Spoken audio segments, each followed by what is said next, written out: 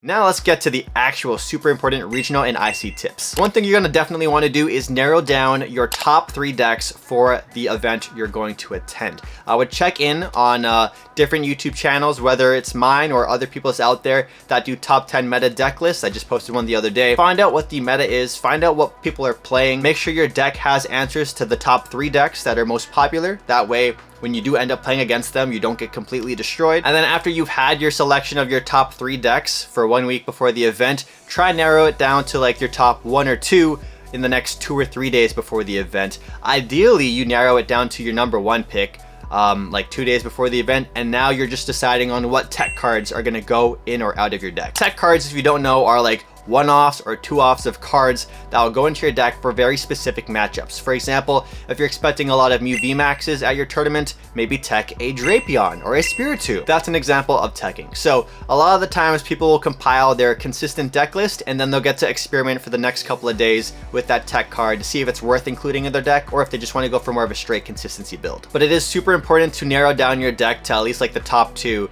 the few days leading up to the event. That way you can get a bunch of practice in, because practice makes perfect. Now you can completely ignore all that like 2-minute informational bit I just gave you if you're a mega top player, which you probably shouldn't be watching this video anyways, but some of the best top players can play decks without ever playing them online or IRL at all before going to a regional tournament. Some players are so good, they'll pick up the deck for the first time and it's round 1 of a regional or international event. And they're just that good, that talented. They know the deck enough from maybe playing against it, or they just know the card game so well that they don't have to have the hands-on raw playtime experience to be successful with a deck. But this is where the term comfort pick comes into handy. A comfort pick is a deck that you know in and out very, very well. Because in regionals and ICs, these tournaments are 9 rounds. 9 rounds. It is a marathon. These are 15-minute rounds and there's overtime as well if you go into overtime. And how overtime works is if it's your turn when overtime is called, you're turn 0, your opponent then becomes turn 1, then you become turn 2, and they become turn 3. And if there's no defined winner at the end of that overtime, then it becomes a tie if the score is 1-1. Or if you won the first game and then you tie the second game, then you just win the full set of the best of 3. Now, one of the most important skills you can learn in the Pokemon TCG is knowing when to scoop, when to lose, when to throw in the towel and surrender to your opponent. Because sometimes you just have to put your ego aside and you'll understand once you play enough 2 out of 3 that sometimes there might not be enough time to play a full 3 games. So you have to know the ins and outs of your deck. Some players will play out maybe if they have a 20% chance of winning, if they get really lucky and hit a Roxanne or Iono that sticks and it just, you know, you draw perfect after that. But if you know you're gonna lose a game and you're trying to win the full set of the 2 out of 3, then knowing when to scoop your game up and throw in the towel is one of the best skills you can learn. On top of that, when you do lose a game in the best of 3, you get to decide who goes first or second on that following game. So the loser keeps picking who goes first or second. All right, let's back it up now to the deck list submission process. So at the Challengers and Cups, as I mentioned earlier, you have a piece of paper that you can physically submit, or you can just email the store your list. But at these regionals and ICs, you do it online on the RK9 website. Now on this platform, you basically type in the name of the card and then a bunch of images will pop up and you select the card, you go click, click, click. Those are the cards that are going to be in your deck. Typically, the deck list submission cutoff time is about an hour or 30 minutes before round 1 of the tournament. So for example, if round 1 is going to be at 9 AM, your deck list submission time will be at 8 AM. If you don't have a deck list submitted by the start of round 1 or by that deck list cutoff time, you're just going to get a game loss for that entire round. Now what I personally do is I submit a deck list the night before going to bed, because if you can submit a deck list then, you can get that stress out of your mind about submitting a deck list in the morning, and boy, it can become stressful. Lock in a deck the night before, and then you can always edit it the next morning after if you do want to make a last minute change, because you don't want to be that person who gets a game 1 loss or whole round 1 loss. Next up, let's get to a bunch of these super practical tips. The first one obviously being get ample amount of sleep before the tournament. Typically 7 to 8 hours is ideal, because the less sleep you have, say you're playing on 4 to 6 hours, which I've personally done in the past, you are more likely to make misplays and mistakes. And these misplays and mistakes can cost you the games and cost you the round. So 7 to 8 hours is super ideal. No amount of last minute testing the night before, sacrificing hours and hours or 30 minutes, 45 minutes of sleep. It's just not worth it. You will not be able to operate at an optimal level if you are lacking the sleep you need before a tournament. And sure, you might pop off, sure, you might get lucky, sure, coffee or energy drinks are a solution that might remedy it, but it's kind of a band-aid fix. You really do want to get the most amount of sleep because it's just like any kind of event or a tournament. Maybe you're going to a basketball game or a soccer game. You're gonna want to get sleep before those things too, right? This is just, you know, mentally, that's where all the power is being used up on. And if your brain is operating at a insufficient level, then, you know, why are you spending so much money going to these events if you're gonna throw away games by misplaying like that? The next super practical tip is to bring a new fresh set of sleeves. Typically, a box of sleeves have like 100 sleeves right here. So here's like a box of Dragon Shields. Your deck needs 60 of them. So you're gonna have 40 extra sleeves. You're gonna wanna make sure those sleeves are in tip-top shape and are not easily marked. Because if you have marked sleeves at your tournament run and you get deck checked and they see that your sleeves are dinged up and they can see cards are marked based off the damage of certain sleeves, you will get disqualified from the tournament or get punished in one way or another. So having extra sleeves can help you. If you break a sleeve, switch it out right away. And sometimes they might give you a warning if you have marked sleeves. So just make sure you have extra sleeves available that you can use. A lot of people like to double check their sleeves before the game begins so there's no potential issues while you play. And then another thing while you're checking your deck is to make sure you have 60 cards in your deck before the start of each round. So before you start, you can do a thing called pile shuffling where you just lay out basically like 6 piles and you go 1, 2, 3, 4, 5, 6. You do that 10 times, you'll clearly have 60 cards and you're good to play. If you don't have 60 cards, well, you obviously have an issue and you gotta fix that. Now, I've also made the issue in the past, or I've also made the mistake in the past where at Orlando Regionals, I was playtesting with my friends the night before at a McDonald's. And when we were playtesting, I didn't realize it till 2 hours after we were done that I had been playing with a 57 card deck. I had left 3 cards in the deck box somehow. And yeah, that explained why my deck wasn't operating as smoothly that evening. Now, you don't need to pile shuffle in between rounds because that could cost you the game, you know, like how Tor basically lost because he power shuffled in the World Championships at Yokohama in between rounds, wasting a bunch of time.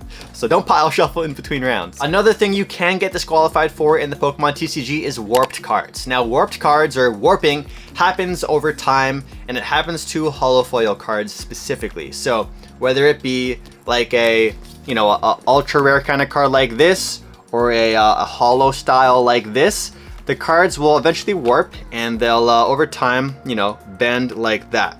Now you can just, you know, over time unbend them, you know, and try and fix it that way. But if your cards are warped and you're playing the game and, you know, you get deck checked or your opponent calls a judge to say, hey, that card is way too warped, then you could potentially get DQ'd. And I've seen a bunch of people at the Pokemon World Championships get disqualified along with some regional tournaments as well.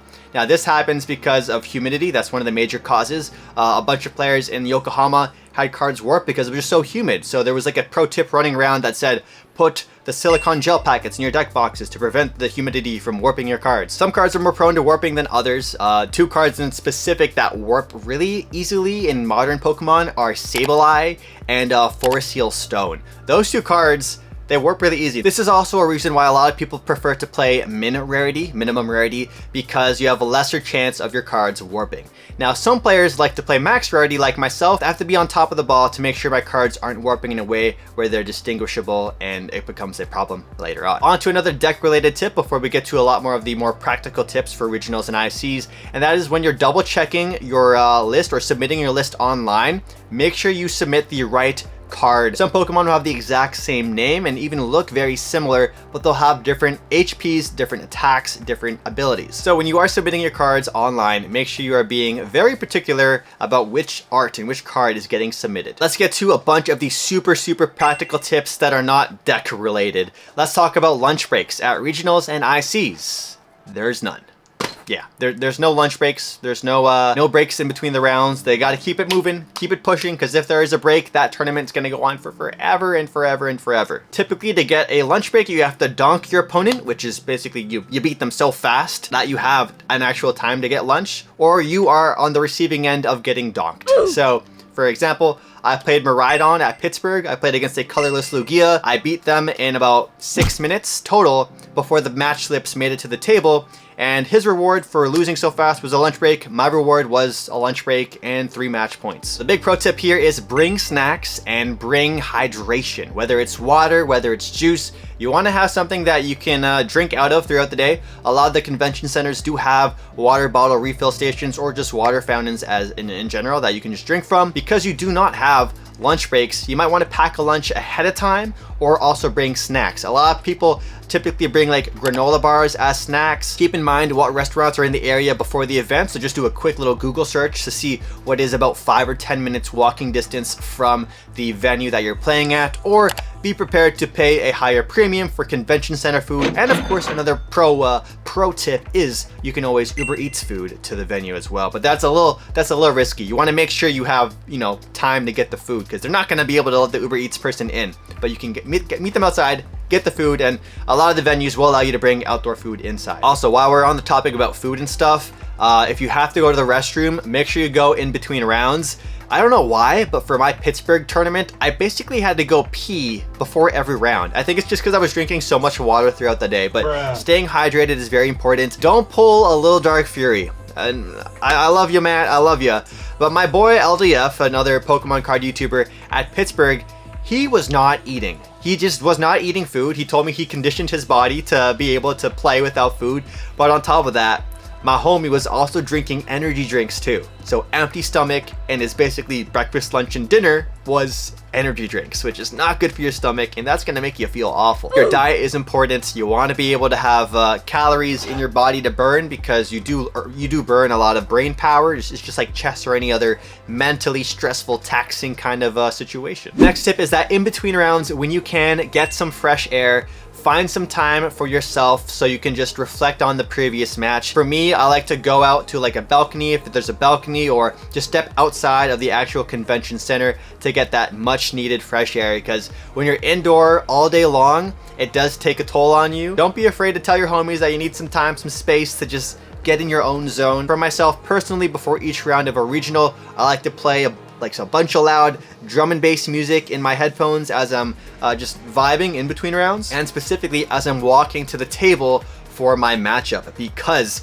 it's like, you know, how boxers have songs they play before they go out for their boxing match. I like to have my own hyped song I can play as I'm walking to the table to get myself in the zone. Another important thing too is that you do not want to miss a round. You want to be very, very, very attentive to when the match pairings get paired up.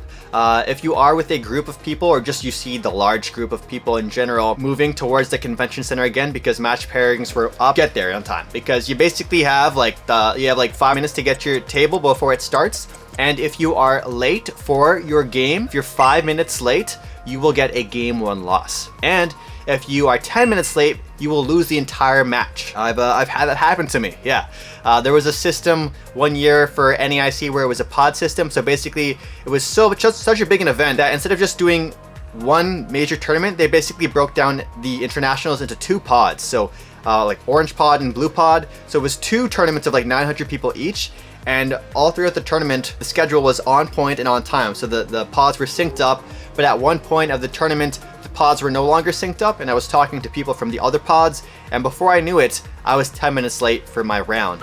And that basically destroyed my tournament run, because I had room for 1 loss, and that was the 1 loss I gave up essentially. So if you want to see how that went down, check out the my first ever North American International Championship vlog. I'll leave a link down below at the end of the video. And an important thing to note too is if you are late for your game, you get that game 1 loss. If you end up tying that game, your opponent will win by default. So you have to win 2 games if you are late. If you guys want to see what my first ever Pokemon regional tournament or international tournament was like, I'll leave them on screen right here. And of course, if you have any tips I missed out on, let me know in the comments down below so I can maybe make a part 2. Thanks for watching, and I hope you guys have a fun time at your tournaments. Good luck.